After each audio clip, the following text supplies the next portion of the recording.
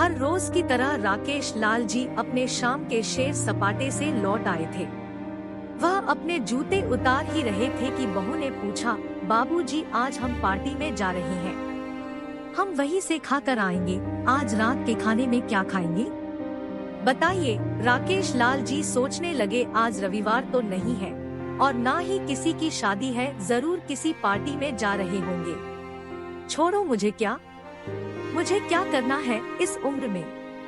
अपने विचारों पर काबू करते हुए राकेश लाल जी बोले, ऐसा करो बेटा, मेरे लिए 2 रोटियां बना दो, दूध के साथ रोटियां ही खाऊंगा। बहुत तुरंत बोल उठी, बाबूजी सुबह ही जो बनाई थी उनमें से 2 रोटियां अभी भी बची हुई है। अगर आप। बहू ने अपना वाक्य अधूरा ही रहने दिया, लेकिन राकेश लाल जी अच्छी तरह समझ गए कि वह क्या कहना चाहती थी। सुबह की रोटियां खाई तो गैस हो जाएगा।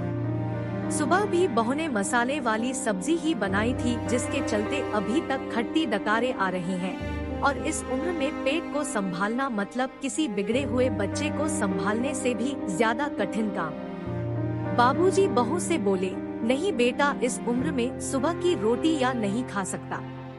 तुम्हें थोड़ी तकलीफ होगी, लेकिन मेरे लिए 2 ताजी रोटी बना दो। बहू को बहुत गुस्सा आया। वो गुस्से में ही बड़बड़ाते हुए उठी, अब 2 रोटियां बनाओ या 10 काम तो उतना ही बढ़ेगा।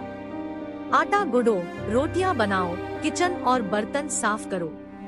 इन्हें क्या है, इन्हें सिर्फ ऑर्डर देना है, काम तो मुझे करना पड़ता है ना। बस दिन रात इनकी ही सेवा करते रहो। बहू के बोल राकेश लाल के गानों पर पड़ रहे थे। हे भगवान, सिर्फ 2 रोटियां बनाने में इतनी तकलीफ। मैंने कोई 5 पकवान तो मांगे नहीं थे। उन्हें बहुत गुस्सा आ गया, लेकिन गुस्सा वहाँ किया जाता है जहाँ कोई सुनने वाला हो। उन्होंने अपना गुस्सा निगल लिया। अब तो उन्हें जितनी जल्दी गुस्सा आता था, उससे जल्दी चला भी जाता था। राकेश लाल जी को अपनी पत्नी की बहुत याद आई। निर्मला के जीते जी उन पर कभी बासी रोटी खाने की नौबत नहीं आई थी, उल्टा खाने में 10 चीजें और मिल जाती थी। खाने के साथ मीठा, पापड़, अचार, दही, छाछ, सलाद और पता नहीं क्या क्या। राकेश जी को बहुत बुरा लग रहा था। रहने दो बहू, मैं सुबह की रोटी ही खा लूंगा। फिजूल में तुम्हें तकलीफ होगी, और वैसे भी तुम्हारे हाथों की रोटी बहुत मुलायम होती है, मुझे चलेगा। मेरी वजह से तुम लोगों को देर नहीं होनी चाहिए। बहू को तो सोने से पीला मिल गया। वह अपने आवाज मीठी करते हुए बोली, बाबूजी आप चाय लेंगे क्या? राकेश लाल जी अपने चाय पीने की इच्छा को दबाते हुए बोले, वैसे कोई खास इच्छा नहीं है चाय पीने की, मगर तुम अपने लिए बना रही हो तो मेरे लिए भी थोड़ी बना देना। हाँ बाबूजी, मैं अपने लिए बनाने वाली हूँ, आपके लिए भी बना देती हूँ। बोलकर बहू रसोई घर के अंदर चली गई। राकेश लाल जी खुद से ही बातें करने लगे, अभी तो लाखों की जायदाद है मेरे पास। यह घर भी मेरे नाम पर है और खाते में भी लाखों रुपए पड़े हैं। कभी बेटा विषय निकालता है तो मैं बोलकर टाल देता हूँ कि मेरे बाद तेरा ही तो है सब कुछ, और फिर भी 1 कप चाय और 2 ताजी रोटियों के लिए तरसना पड़ता हो तो उन बूढ़ों का क्या होता होगा जिनके पास संपत्ति के नाम पर शिवा पुरानी यादों के कुछ भी नहीं होता। निर्मला को याद करके राकेश लाल की आंखों में आंसू चमकने लगे और धीरे से गालों पर सरके। निर्मला के होते हुए उन्होंने घर का कोई भी काम नहीं किया था। आर्थिक जवाबदारियों के अलावा उनकी और कोई जवाबदारी नहीं थी। उनके व्यापार ने भी उन्हें अच्छा साथ दिया था। वह भी निर्मला से बहुत प्यार करते थे, लेकिन कभी जता या बता नहीं पाए। वह यह सच्चे दिल से मानते थे कि निर्मला उनकी किसी पूर्व जन्मों के पुण्य का फल है, लेकिन जिंदगी की भाग दौड़ में वह निर्मला की मन की इच्छाएं पूरी कर ना सके। उन्हें वैष्णो देवी जाना था, लेकिन हर बार यह यात्रा अगले साल के लिए पोस्टपोन हो जाती। घर बार और संसार की जिम्मेदारियां संभालते संभालते कब उनकी इच्छाएं उन्हीं के साथ चली गई, पता ही नहीं चला। राकेश लाल जी ने देखा उनके पोता और पोती दोनों ही स्कूल से आ गए थे। दोनों ने अपना बस्ता सोफे पर फेंका और दादाजी की तरफ दौड़कर उनके गले लगते हुए कहने लगे, चलिए ना दादाजी, खेलने चलते हैं। यही निस्वार्थ प्रेम के कुछ पल थे जिनमें राकेश लाल जी भी बच्चों के साथ बच्चे बन जाते थे और सारे अपने दुख और यादें भूल जाते थे। वह कुछ बोल पाते उससे पहले ही बहू ने कहा, चलो छोड़ो दादाजी को, हमें पार्टी में जाना है, जल्दी से आकर तैयार हो जाओ, पापा भी आते ही होंगे। दोनों ही बच्चे दादाजी को छोड़ मम्मी की तरफ भागे। उनकी पोती 8 साल की थी और पोता 5 साल का था। राकेश लाल जी अपनी सोच में डूबे हुए बालकनी की तरफ गए। बालकनी में धीमी ठंडी पवन में उनका स्वागत किया। बहू उनके लिए चाय बनाकर लेकर आई। बालकनी में रखी अपनी कुर्सी पर बैठकर राकेश लाल जी घुट घुट करके चाय पी रहे थे। पी क्या रहे थे, निगल रहे थे, क्योंकि चाय के नाम पर सिर्फ कम शक्कर वाला गर्म पानी था, ना इलायची ना अदरक। राकेश लाल जी मन ही मन सोचने लगे, बहू के जाने के बाद आज खुद अपने हाथों से चाय बनाऊंगा, इलायची अदरक और थोड़ी सी ज्यादा शक्कर डालकर, और उसके साथ रोटियां खा लूंगा, रोटियां खाऊंगा। रोटियों की याद आते ही उनका मुंह फिर खट्टा हो गया। चाय खत्म होने पर खाली कप लेकर वह किचन में रखने गए तो वहां देखा कि बहू और बच्चों का कप धोखे पड़ा था। उन्होंने भी अपना कप धोकर रख दिया और अपनी डायरी लेकर बालकनी में आ गए। बालकनी में बैठे बैठे उनकी नजर सूखी हुई तुलसी के पौधे पर गई। उन्होंने एक लोटा पानी लाकर उसमें डाल दिया। कुछ मिनटों बाद ध्यान से देखने पर उन्हें पता चला कि सूखे हुए तुलसी के पौधे में नई कुपले जैसे मुस्का रही हो।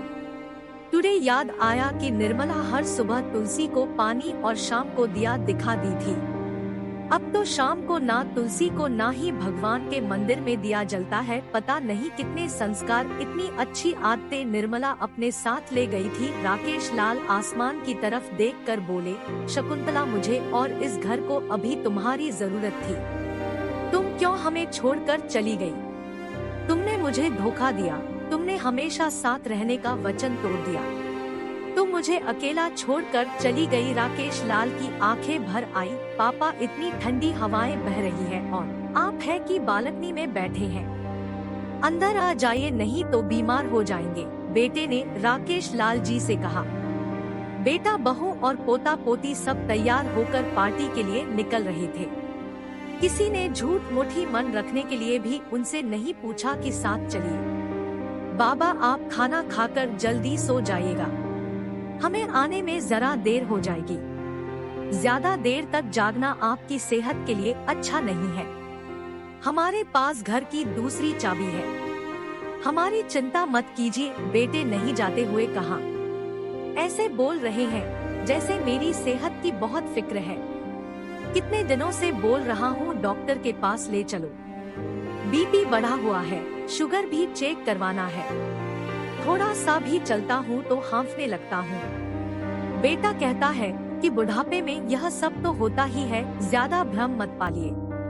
वाह बेटा, बूढ़े बाप के पास बैठने के लिए थोड़ा सा भी टाइम नहीं है तेरे पास, और पार्टी के लिए टाइम ही टाइम है। ऐसे अनगिनत विचार उनके दिमाग में चल रहे थे, लेकिन फिर भी उन्होंने हाँ में सिर हिलाया। सभी पार्टी में चले गए।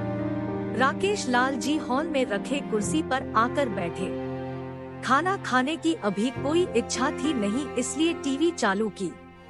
आज वैलेंटाइन डे था, प्यार का दिन, इसलिए टीवी पर भी उसी के बारे में दिखा रहे थे। राकेश लाल जी की नजर पास में रखे अपनी पत्नी की फ्रेम पर गई, जिसने लाल कलर की साड़ी पहन रखी थी। प्यार तो उन्होंने भी खूब किया था निर्मला जी से, पूरी जिंदगी किया था, जी जान से किया था, लेकिन कभी बोल नहीं पाए। टीवी पर दिखा रहे थे, लोगों ने लाल कपड़े पहन रखे थे। हाथों में लाल फूलों के गुच्छे लेकर वह ग्रीटिंग कार्ड्स की खरीदी कर रहे थे। पता नहीं राकेश लाल जी के मन में क्या आया, उन्होंने अपने पैसों का बंटवा लिया और निकल पड़े। निर्मला जी के याद में चलते चलते वो एक आइसक्रीम पार्लर के पास पहुँचे। उनको श्वास चढ़ गया था, उनके सांसों की गति तेज हो गई थी। आइसक्रीम पार्लर के पास एक कुर्सी पर वह आकर बैठे, तभी वहाँ पर एक छोटी बच्ची आई जो गुब्बारे बेच रही थी। बच्ची बोली, दादाजी गुब्बारे लोगे क्या? इतने ही बचे हैं, बिक जाएंगे तो जल्दी घर चली जाऊंगी। राकेश लाल जी ने देखा 11-12 रंग बिरंगे गुब्बारे थे। उन्हें याद आया कि निर्मला जी को भी गुब्बारे बहुत पसंद थे, लेकिन अब गुब्बारे लेकर क्या करूं? उन्हें बच्ची की आंखों में सच्चाई और आशा दिखी। उन्होंने 100 रुपए दिए और सारे गुब्बारे खरीद लिए। उन्हें फिर से निर्मला जी की याद आई, क्योंकि वह भी घर से निकलते समय हमेशा थोड़े एक्स्ट्रा पैसे लेकर निकलती थी और किसी न किसी जरूरतमंद की मदद किया करती थी। कभी वो टोकते तो वह कहती, हमें भगवान ने लेने वालों के नहीं देने वालों की लाइन में खड़ा किया है और थोड़े से रुपयों के बदले में लाखों की दुआएं मिलती है, तो मुझे टोका मत कीजिए। आंखों में आंसुओं के साथ राकेश लाल जी खड़े हुए रास्ते के बीचों बीच आए। उन्होंने आसमान की तरफ देखा, अपने हाथों में पकड़े गुब्बारे आसमान में छोड़ दिए और चिल्लाकर बोले, निर्मला, मैं तुमसे प्यार करता हूँ। उनके सांसों गति बढ़ गई। उनका शरीर लड़खड़ाया और जमीन पर धड़ से गिर पड़े। आसपास के लोगों को कुछ भी पता चल पाए उससे पहले ही राकेश लाल जी ने इस मोह माया की दुनिया को अलविदा कह दिया। उन्हें अपनी पत्नी से मिलने की बहुत जल्दी थी। दोस्तों, ऐसी कहानी सुनने के लिए हमारे चैनल को लाइक करें, शेयर करें, सब्सक्राइब करें। Thank you so much.